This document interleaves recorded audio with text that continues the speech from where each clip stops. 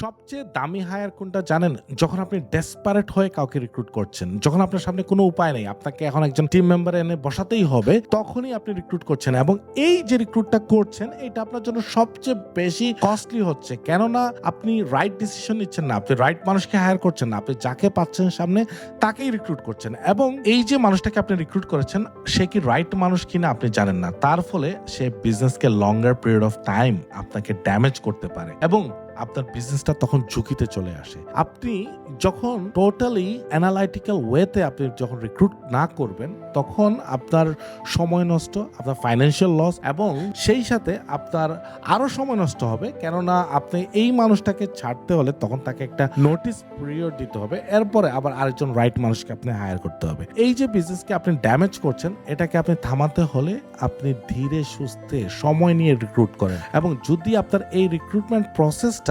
সম্পূর্ণভাবে set up না থাকে তাহলে over the period of time আপনি বিগেস্ট লসের মুখে পড়তে পারেন।